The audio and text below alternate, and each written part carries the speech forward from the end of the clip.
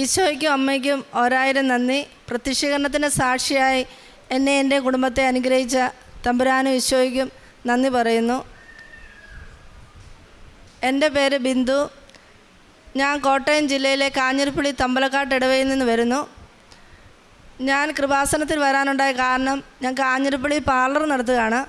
എൻ്റെ ഒത്തിരി കസ്റ്റമർ കൃപാസനത്തിൽ വന്ന് ഉടമ്പടി എടുക്കുകയും അവരുടെ ഓരോ അനുഭവം എൻ്റെ കടയിൽ വന്നിരുന്ന് പറയുകയും ചെയ്യുമ്പോൾ എന്നോട് പറഞ്ഞു, നിങ്ങളുടെ കുടുംബവും പോയി ഉടമ്പടി എടുത്ത് ഇതിന് സാക്ഷിയാകണമെന്ന് പറഞ്ഞു. അപ്പോൾ ആദ്യമൊന്നും എനിക്ക് വിശ്വാസം ഉണ്ടായില്ല.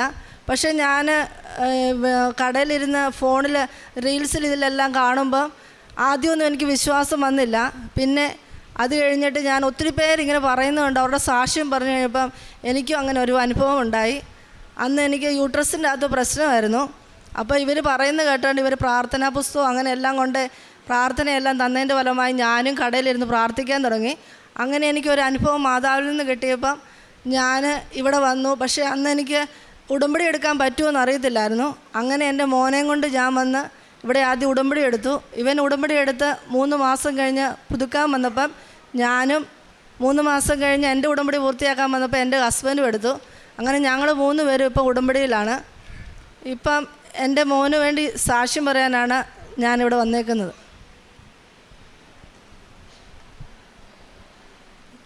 പ്രത്യക്ഷീകരണത്തിൻ്റെ സാക്ഷിയാക്കിയ ഈശോയും മാതാവിനോടും ഞാൻ ആദ്യമേ നന്ദി പറയുന്നു. എൻ്റെ പേര് അഭിഷേക്. ഞാൻ കോട്ടയം ജില്ലയിലെ തമ്മലക്കാട് ഇടവയിൽ നിന്ന് വരുന്നു. ഞാൻ +2 കഴിഞ്ഞ് ജർമ്മൻ പഠിക്കുന്ന സമയത്താണ് ഞാൻ ഉടമ്പടി എടുത്തത്. പിന്നെ ഞാൻ എൻ്റെ അമ്മ പറഞ്ഞിട്ടാണ് ഞാൻ ഉടമ്പടി എടുത്തത്. ഞാൻ സാധാരണ നോർമൽ ക്രിസ്ത്യാനി ഒരു ദൈവത്തെ വിശ്വസിക്കുന്ന രീതിയിലാണ് ഞാൻ ഉടമ്പടി എടുത്തത്. അപ്പം ഞാൻ ജർമ്മനൊക്കെ പഠിക്കാൻ പൊതുവെ പാടായിരിക്കുമല്ലോ. അപ്പോഴത്തേക്ക് ഞാനത് ഇത് ഉടമ്പടി എടുക്കുവാണ്, എനിക്ക് പെട്ടെന്ന് പാസ്സായി എനിക്ക് പോകാമെന്ന് വിചാരിച്ച് ഞാൻ ഉടമ്പടി എടുത്തതാണ്. അപ്പം അങ്ങനെ പിന്നെ എൻ്റെ ചെറുപ്പം തൊട്ടുള്ള എൻ്റെ വിചാരം എന്ന് പറഞ്ഞാൽ നമ്മൾ സിസ്റ്റമാറ്റിക്കായിട്ടൊരു കാര്യം ചെയ്യുവാണെങ്കിൽ നമുക്ക് നല്ല രീതിയിൽ ചെയ്യാൻ പറ്റും. പിന്നെ ഇന്ന പരീക്ഷ ഇന്ന ദിവസം ഉണ്ടെങ്കിൽ നമുക്കത് ഇപ്പോൾ ഇന്ന് പഠിക്കാൻ തുടങ്ങിയാൽ നമുക്ക് 3 ദിവസം കൊണ്ട് പഠിച്ചു തീർക്കാം. അപ്പം ഒരു കാര്യം സിസ്റ്റമാറ്റിക്കായിട്ട് ചെയ്യാൻ അറിയാവുന്ന ഒരാളാണെങ്കിൽ നല്ല രീതിയിൽ അയാൾക്ക് ചെയ്യാൻ, പരീക്ഷയ്ക്ക് നല്ല രീതിയിൽ മാർക്ക് മേടിക്കാൻ പറ്റും. 1 മാസം മുമ്പ് പഠിച്ചാൽ അയാൾക്ക് പരീക്ഷ പാസ്സാകാൻ പറ്റും. അങ്ങനെ ഒരു വിചാരമുള്ള ഒരു ഭയങ്കരമായിട്ട് സെൽഫ് കോൺഫിഡൻ്റ് ആയിട്ടൊരാളായിരുന്നു ഞാൻ. അപ്പം അങ്ങനെ ഞാൻ ജർമ്മനൊക്കെ പഠിക്കാൻ തലേദിവസം തീരുമാനിച്ചിട്ട് പിറ്റേ ദിവസം ജർമ്മൻ പഠിക്കാൻ പോയ ആളാണ് ഞാൻ 8 മാസത്തോളം ഞാൻ ജർമ്മൻ പഠിച്ചു. പിന്നെ 2 മാസം കഴിഞ്ഞാണ് ഞാൻ പരീക്ഷ എഴുതാൻ പോയത്. ലേസണിക്ക് കയറണം പൊതുവേ കോഡ് വെച്ച് അങ്ങനെയൊക്കെ എഴുതുന്നവരുണ്ട്. പക്ഷേ ഞാനത് പഠിച്ചത് തന്നെ നല്ല രീതിയിൽ പഠിച്ചത് തന്നെ ലിസണിങ്ങും ഹിയറിങ്ങുമാണ്. നല്ല രീതിയിൽ ഞാനത് നല്ല മാർക്കോടെ പാസ്സായി. ഇപ്പം അപ്പോഴും എനിക്ക് ദൈവവിശ്വാസം ഉണ്ടെന്ന് വെച്ചാൽ ഞാൻ പള്ളിയിലൊക്കെ പോയി പ്രാർത്ഥിക്കും. ഇപ്പോൾ കുർബാനയൊക്കെ ആണെങ്കിൽ ഞാനൊരു ഏകദേശം ഒരു സർവാധിപനൊക്കെ ആകുമ്പോഴാണ് ഞാൻ കുർബാനയൊക്കെ പോകുന്നത്. പക്ഷേ ഞാൻ നിരീശ്വരവാദി അങ്ങനെയൊന്നുമല്ല, ഞാൻ പള്ളിയിൽ പോയി പ്രാർത്ഥിക്കും, അങ്ങനെയായിരുന്നു. അപ്പം ഞാനത് കഴിഞ്ഞ് എനിക്ക് സ്ട്രൈബനും സ്പീക്കിങ്ങും റൈറ്റിങ്ങും ഉണ്ട്.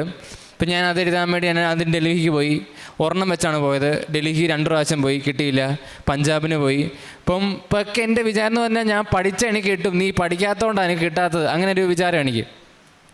അങ്ങനെ ഞാനത് ഡൽഹിക്ക് പോയി, പഞ്ചാബിന് പോയി, ഇങ്ങനെ പോയി കിട്ടിയില്ല. അവസാനം ഞാൻ അത്രയും നാൾ ഞാൻ ഉടമ്പടിയിലാണ്. പക്ഷേ ഞാൻ നല്ല രീതിയിൽ ചെയ്യുന്നില്ല. ഞാൻ ബൈബിൾ സ്ഥിരം വായിക്കത്തില്ല. പത്രം ഉണ്ടല്ലോ, പത്രം ഞാൻ ഒരു 10 എനിക്ക് ആ ഒരു ബണ്ടിലായിട്ടല്ല കിട്ടുന്നത്. അതിനകത്ത് 2-3 കൊടുത്തിട്ട് ഞാൻ ബാഗ് വെക്കും. ഞാൻ മനഃപൂർവ്വം ബാഗ് വെക്കുന്നതല്ല, പക്ഷേ അത് ഞാൻ മറന്നു പോകുന്നത്. അതിപ്പോൾ 1 മാസം കഴിയുമ്പോൾ കൊടുക്കാൻ പറ്റത്തില്ലല്ലോ. അപ്പം അങ്ങനെ ഇത് കണ്ടിന്യൂ ചെയ്ത് ഞാൻ അങ്ങനെ പോയി. ഇപ്പം ഏകദേശം 2ാമത്തെ ഉടമ്പടിക്ക് 3ാമത്തെ ഉടമ്പടി സമയത്തന്നു പിന്നെ ഞാൻ ജനുവരി ആയി. ഇപ്പം പൊതുവേ 1 വർഷത്തിനുള്ളിൽ എല്ലാവരും പാസ്സായി കയറി പോകണം, അത് അതിൻ്റെ ഒരു രീതി. ഇപ്പോൾ ജനുവരി ആയപ്പോൾ ഞാൻ ജനുവരിയോട് ഉടമ്പടി പുതുക്കാൻ വന്നപ്പോൾ ഞാൻ മാതാവിനോട് പറഞ്ഞു, ജൂണിനുള്ളിൽ ഇത് ശരിയായില്ലേ ഞാൻ തിരിച്ച് ഇങ്ങോട്ട് വരത്തില്ലെന്ന് പറഞ്ഞു. എന്നിട്ട് ഞാൻ ഹൈദരാബാദിന് പോയി. ഹൈദരാബാദിന് പോയിട്ട് ഞാൻ എല്ലാ പരീക്ഷ എഴുതാൻ പോകുമ്പോഴും ഞാൻ എണ്ണ തല തേച്ച് ഉടമ്പടി തൈലം തേച്ച് പിന്നെ ഞാൻ പ്രാർത്ഥിച്ച് ഉപ്പ് കഴിച്ചിട്ടൊക്കെയാണ് ഞാൻ പോകുന്നത്. അത് കഴിഞ്ഞിട്ട് ഞാൻ ഹൈദരാബാദ് പോയി. ഇപ്പോൾ ഒരെണ്ണം എനിക്ക് ഹൈദരാബാദ്, പക്ഷെ അത് എന്നാ പറയുക, അതൊരു ദൈവാനെ കൊണ്ട് തന്നെ കിട്ടിയത്. കാരണം വെച്ചാൽ ഞാൻ അന്ന് എഴുതേണ്ട ടോപ്പിക്ക് തലേ ദിവസം എനിക്കത് ഈ ടോപ്പിക്ക് പഠിച്ചാൽ മതി എൻ്റെ ഒരു ഉൾത്തോന്നൽ വന്നു. ഇത് നോക്ക്, ഞാൻ ഇതിനെ പൊതുവെ കാണാൻ പഠിച്ച് അങ്ങനെ ഒന്നും പോകുന്നില്ല. എനിക്ക് മനസ്സിൽ തോന്നുന്ന എഴുതുന്ന ഒരാളാണ് ഞാൻ. അപ്പം അന്ന് തലേദിവസം എനിക്ക് തോന്നുന്നു ഇന്ന ടോപ്പിക്ക് നീ പഠിക്കുക. അപ്പോൾ എനിക്ക് എന്നെ അവിടെ ഒരു ആനിയമ്മ എന്ന പുള്ളിക്കാരത്തിയുണ്ട്. അപ്പോൾ ആനിയമ്മയുടെ ചെക്കൊക്കെ ചെയ്യിച്ച് ഞാനത് ഇപ്പം കറക്റ്റ് എനിക്ക് ആ ടോപ്പിക്ക് പഠിക്കാൻ തോന്നി. പിറ്റേ ദിവസം ഞാനത് പരീക്ഷ എൻ്റെ മാതാവിനെ അനുഗ്രഹത്തെ എനിക്ക് ആദ്യ ടോപ്പിക്കാണ് വന്നത്. ഞാൻ എഴുതി പാസ്സായി. പിന്നെ അതുപോലെ തന്നെ തിരുവനന്തപുരത്താണ് ഞാൻ സ്പ്രഷൻ പാസ്സായത്. അത് ഇതുപോലെ തന്നെ ഞാൻ തലേദിവസം എനിക്ക് ഇന്ന ടോപ്പിക്ക് ഞാൻ പഠിച്ചിട്ട് ഇന്ന ടോപ്പിക്ക് പഠിക്കാൻ എനിക്ക് ഉൾത്തോന്നൽ വന്നു. സാധാരണ അങ്ങനെയൊന്നും വരാറില്ല. ഞാൻ എല്ലാം അങ്ങോട്ട് നോക്കിയിട്ടൊക്കെയാണ് പോകുന്നത്. പിന്നെ പിറ്റേ ദിവസം അതേ ടോപ്പിക്ക് തന്നെ വന്നു. ഞാൻ അന്നും ഉടമ്പടി തൈലവും പ്രാർത്ഥിച്ചൊക്കെയാണ് പോകുന്നത്. അപ്പം എൻ്റെ ഒരു അനുഭവത്തെ ഞാനിപ്പം അന്ന് എനിക്ക് CSP കാറ്റഗറി വെച്ചാൽ സെപ്റ്റംബറിൽ എനിക്ക് പോകാൻ പറ്റിയില്ല. അന്ന് വിസയ്ക്ക് പൊതുവേ അങ്ങനെ ഒരു കാറ്റഗറി ഇല്ലാത്ത എൻ്റെ കഷ്ടകാലം കൊണ്ടുപോകണമെന്ന് അറിയത്തില്ല. അന്ന് CSP കാറ്റഗറി എന്നൊരു കാറ്റഗറി വന്നു. അന്ന് ഇനിയിപ്പോൾ ഇന്ന കാറ്റഗറിയിൽ നമ്മൾ ഓൺലൈനായിട്ട് ഡോക്യുമെൻറ്റ് സബ്മിറ്റ് ചെയ്ത് അപ്രൂവൽ വന്നാലേ നമുക്ക് വിസ സബ്മിറ്റ് ചെയ്യാൻ പറ്റത്തുള്ളൂ. അപ്പം അങ്ങനെ സെപ്റ്റംബറിൽ 1 എനിക്ക് പോകണമായിരുന്നു. അന്ന് എനിക്ക് സബ്മിറ്റ് ചെയ്യാൻ പറ്റിയില്ല. തുടർന്ന് ഞാൻ ഉടമ്പടിയിലാണ് ആയിട്ട് ഞാനത് അന്ന് പോകാൻ പറ്റില്ല. പിന്നെ ഞാനൊരു ഇൻസ്റ്റിറ്റ്യൂട്ടിൽ പഠിപ്പിക്കാൻ കയറി. ഞാൻ ഈ കാലയളവിൽ തന്നെയാണ് ഞാൻ പഠിപ്പിക്കാൻ കയറിയത്. ഇപ്പോൾ ഞാൻ അവിടെ എനിക്കൊരു അഡ്മിൻ സ്ഥാനമൊക്കെ കിട്ടി. ഞാൻ അവിടെ പൊതുവേ ഒരു 1-2 മാസമൊക്കെയാണ് അസീസി ഇൻസ്റ്റിറ്റ്യൂട്ടിലാണ് പറഞ്ഞാൽ പൊതുവെ 1-2 മാസമൊക്കെയാണ് അവിടെ ചെയ്യുന്നത്. പക്ഷേ എന്താണെന്ന് വെച്ചാൽ ഞാൻ 7 മാസത്തോളം ഞാൻ അവിടെ അഡ്മിനായിരുന്നു. വെച്ചാൽ ഞാൻ +2 കഴിഞ്ഞ ഒരാളാണ്. നല്ല രീതിയിൽ ഞാൻ ഈ മൈക്ക് പിടിച്ച് ഇങ്ങനെ സംസാരിക്കുന്നത് തന്നെ ഒരു വലിയൊരു അനുഗ്രഹമായിട്ടാണ്. ഞാൻ പൊതുവേ ഒരു പൊതുവേദികളിൽ നിന്ന് ഇങ്ങനെ സംസാരിക്കാൻ ഭയങ്കര ധൈര്യം കുറവുള്ള ഒരാളാണ്. പിന്നെ ഒരു കാര്യം നേരെ പറയാൻ എനിക്കറിയില്ല. ഇപ്പം ഞാൻ എന്ത് സംസാരിക്കുവാണെങ്കിലും ഇങ്ങനെ കുറഞ്ഞ സംസാരിക്കുന്നതാണ്. അപ്പം നല്ല രീതിയിൽ കോൺഫിഡൻ്റ് ആയിട്ടൊരു 10-200 പേര് നിൽക്കുന്ന രീതിയിൽ ഇങ്ങനെ സംസാരിക്കും. ഞാൻ പിള്ളേരോട് ഇങ്ങനെ എനിക്കവിടെ സംസാരിക്കും. ഞാൻ ഈ മൈക്കിൻ്റെ എൻ്റെ ഒരു പ്രശ്നമൊക്കെ മാറി.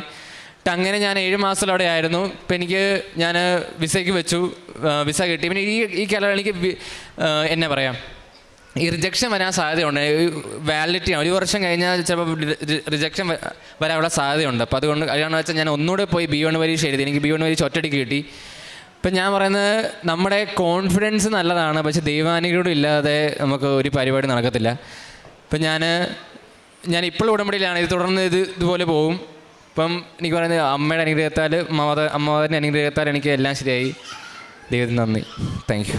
കാരുണ്യപ്രവൃത്തി ഞങ്ങൾ ചെയ്തത്, ഞാൻ അവിടെ മാനസിക രോഗികളായിട്ടുള്ള ആശ്രമത്തിൽ ഉച്ചഭക്ഷണം ഉണ്ടാക്കാൻ മാസത്തിൽ 1 വെച്ച് പച്ചക്കറിയൊക്കെ അരിയാനായിട്ട് അവിടെ മാതൃദീപ്തിയിലെ അംഗങ്ങളോട് പോകുമായിരുന്നു. മാതൃദീപ്തിയിലെ മെമ്പറാണ് ഞാൻ. പിന്നെ ഞാൻ ബ്യൂട്ടി പാർലറിലിരുന്ന് ഞാൻ കൊന്ത ചെല്ലും, കഴിവതും ചെല്ലും. കസ്റ്റമർ പോയി കഴിയുമ്പോഴേ കൊന്ത ചെല്ലും കണ്ടിന്യൂസ് ആയിട്ട്. പിന്നെ ഞാൻ ചെയ്യുന്ന ഡെയിലി ബ്രെഡ് കാണും. പിന്നെ ചൊവ്വാഴ്ചത്തെ ധ്യാനം കൂടും. ഇതെല്ലാം എൻ്റെ കസ്റ്റമർക്ക് മുഴുവൻ ആൾക്കാർക്കും അക്രൈസ്തവർക്കും അല്ലാത്തവർക്കും എല്ലാം ഞാൻ ഷെയർ ചെയ്യും. പിന്നെ എനിക്കുണ്ടായ ഒത്തിരി അനുഭവം ഞാൻ എൻ്റെ കടയിൽ വരുന്നവരോട് പറഞ്ഞ് ഈ കൃപാസനത്തിൽ എത്തിച്ചിട്ടുണ്ട്. അങ്ങനെ 3 കുടുംബം ഇവിടെ വന്നു, അവർക്കും അനുഭവം ഉണ്ടായി. അവരുടനെ ഇവിടെ വന്ന് സാക്ഷ്യം പറയാനായിട്ട് ഇരിക്കുകയാണ്. പിന്നെ എൻ്റെ ഈ മകന്, ഞാൻ എന്നും ഇവനെ ഇൻസ്റ്റിറ്റ്യൂട്ടിൽ പോകുമ്പോൾ ഞാൻ ഈ കൃപാസനത്തിൻ്റെ തൈലം പൂശി ഇവനെ നെറ്റിയാൽ കുരിശ് വരച്ചിട്ടാണ് വിടുന്നത്. അപ്പോൾ ഇവന് ഈ വിസ പ്രോസസ്സിങ് നടന്ന സമയത്ത് ഞാൻ എന്നും പിന്നെ ബൈബിൾ വായിക്കും. രാവിലെയും വൈകിട്ടും ബൈബിൾ വായിക്കും രാവിലെയും വൈകിട്ടും. പക്ഷേ ഇവനിറങ്ങി ബൈക്ക് സ്റ്റാർട്ട് ചെയ്യുമ്പോൾ എൻ്റെ ചങ്കിലൊരു ഉൾവിളിയാണ് എപ്പോഴും. അപ്പോൾ അന്ന് രാവിലെ എന്നും കർത്താവിൻ്റെ 91 സങ്കീർത്തനം കർത്താവിൻ്റെ സംരക്ഷണം ചൊല്ലി ഇവൻ ബൈക്ക് സ്റ്റാർട്ടാകുമ്പോൾ ഞാനിത് ചൊല്ലിക്കൊണ്ട് സിറ്റൗട്ടിൽ നിൽക്കും. അപ്പോൾ അന്ന് പോയി കഴിഞ്ഞപ്പം പറഞ്ഞെങ്ങാനും അസിസി ഇവൻ്റെ ഇൻസ്റ്റിറ്റ്യൂട്ട് അടുക്കാവുന്ന തൊട്ടടുത്ത വളവ് വെച്ച് വലിയൊരു ആക്സിഡൻ്റ് ഉണ്ടായി. പക്ഷേ പിന്നെ 2 വണ്ടി തമ്മിൽ ഭിത്തിയെ കൊണ്ട് ഇവനെ ഇടിച്ച് തെറിപ്പിച്ചിട്ട് ഇവൻ റോഡിൽ വന്ന് വീണു. പക്ഷേ ആ വന്ന വണ്ടിക്ക് ഇവൻ്റെ ബൈക്ക് ഒത്തിരി ഇതായിട്ട് പോയി. പക്ഷേ കാലിൻ്റെ ഇവിടെ മാത്രം ചെറുതായിട്ടൊന്ന് സ്കാർച്ച് ചെയ്തേ ഉള്ളൂ.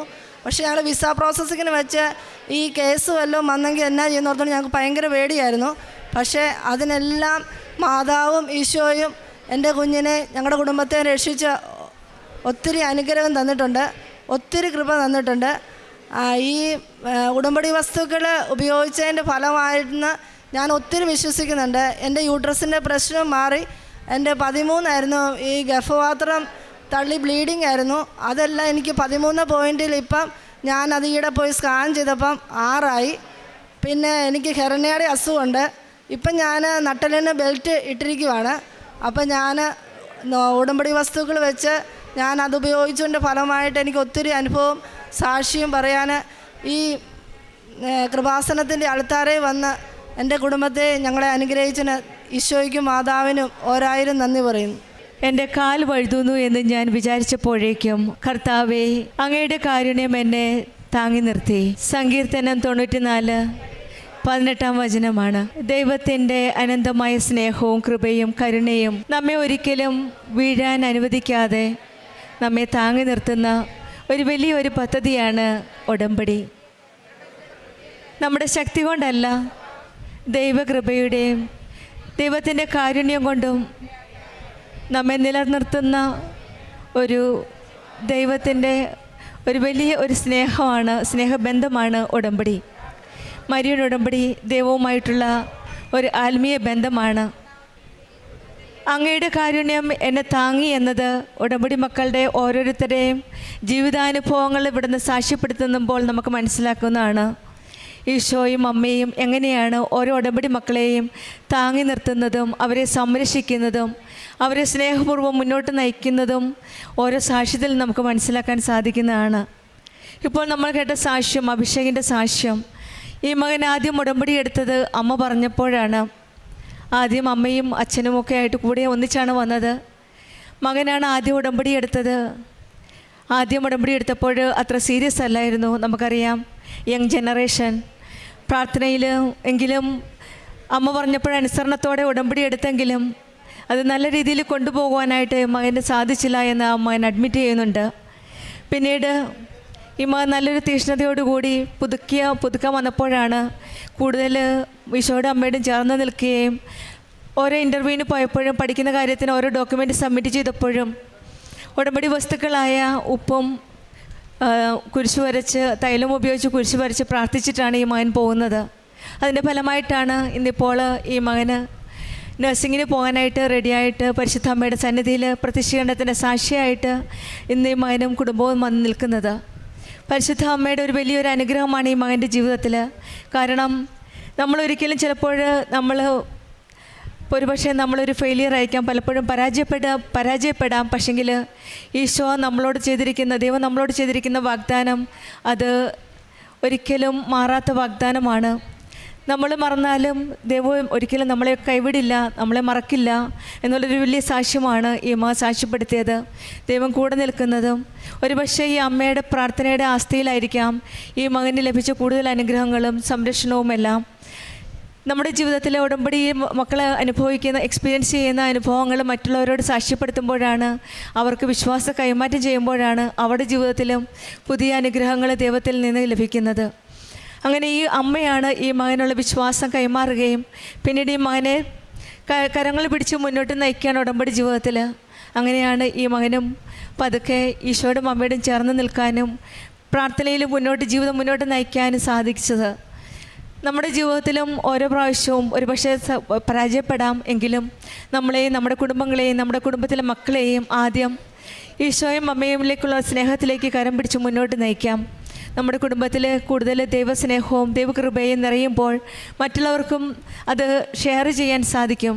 ദൈവത്തിൻ്റെ അനുഗ്രഹം, നമുക്ക് ലഭിച്ച അനുഗ്രഹങ്ങൾ ഈ മകനെ ഇനി ഒരിക്കലും കാലുവഴുതാതെ ഒരു സ്നേഹിക്കുന്ന, കൈപിടിച്ച് നയിക്കുന്ന, താങ്ങി നിർത്തുന്ന ഒരു ദൈവം, സംരക്ഷിക്കുന്ന ഒരമ്മ കൂടി ഉണ്ടെന്ന് ഉടമ്പടി മക്കൾക്ക് വിശ്വസിക്കാം.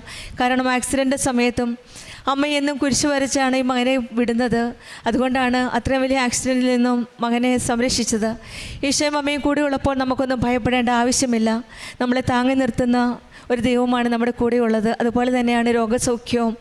ഈ മക്കൾ ഉടമ്പടി നേർച്ച വസ്തുക്കളായ ഉപ്പും തേനും പിന്നെ ഉടമ്പടി തൈലവും ഉപയോഗിച്ച് പ്രാർത്ഥിച്ചപ്പോഴാണ് ഈ മകൾക്ക് ആദ്യമായിട്ട് രോഗസൗഖ്യം ലഭിച്ചത്. നമ്മുടെ ജീവിതത്തിലും പ്രത്യാശ കൈവിടാതെ കൂടുതൽ തീഷ്ണതയോടെ നമ്മുടെ ഉടമ്പടി ജീവിതം വിശ്വസ്തയോടെ ആത്മാർത്ഥതയോടെ മുന്നോട്ട് നയിക്കാം. നമ്മൾ മാത്രമല്ല, നമ്മുടെ കുടുംബത്തെയും നമ്മുടെ സഹോദരങ്ങളെയും നമ്മുടെ ചുറ്റുപാടുമുള്ള എല്ലാവരെയും ദൈവകൃപയിലേക്കും നയിക്കുമ്പോൾ നമുക്കൊരു വലിയ ഒരു സ്നേഹത്തിൻ്റെ, ഒരു നല്ല ഒരു സൗഹൃദത്തിൻ്റെ ഒരു ചുറ്റുപാട് നമുക്ക് സൃഷ്ടിക്കാൻ സാധിക്കും. ഈശോയുടെയും അമ്മയുടെയും അനുഗ്രഹം കൂടുതൽ നമുക്ക് അനുഭവിക്കട്ടെ എന്ന് പ്രാർത്ഥിച്ചുകൊണ്ടും താങ്ങി നിൽക്കുന്ന ആ ദൈവത്തിൻ്റെ കൃപയിൽ കൂടുതൽ നിലനിൽക്കാൻ നമുക്ക് സാധിക്കട്ടെ എന്ന് പ്രാർത്ഥിച്ചുകൊണ്ടും അഭിഷേകിന് കുടുംബത്തിന് ലഭിച്ച വലിയ ദൈവാനുഗ്രഹത്തിന് ഈ മകന് ജർമ്മനി ജർമ്മനിക്ക് നഴ്സിങ്ങിന് പോകുമ്പോൾ ഈ ഈശോയും അമ്മയും ഈ മകനെയും കരം പിടിച്ച് മുന്നോട്ട് നയിക്കട്ടെ എന്ന് നമുക്ക് പ്രാർത്ഥിക്കാം. അഭിഷേകിനും കുടുംബത്തിൽ ലഭിച്ച എല്ലാ അനുഗ്രഹങ്ങൾക്കും നമ്മൾക്ക് കരങ്ങളടിച്ച് ദൈവത്തെ മഹത്വപ്പെടുത്താം.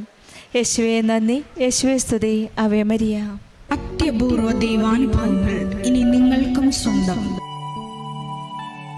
ഈ യൂട്യൂബ് ചാനൽ ഇതുവരെ സബ്സ്ക്രൈബ് ചെയ്തിട്ടില്ലെങ്കിൽ ഇപ്പോൾ തന്നെ സബ്സ്ക്രൈബ് ചെയ്യുക. ഈ വീഡിയോ ഇപ്പോൾ തന്നെ നിങ്ങളുടെ സുഹൃത്തുക്കൾക്ക് ഷെയർ ചെയ്തുകൊണ്ട് കർത്താവിൻ്റെ പ്രേക്ഷിതരാകുക.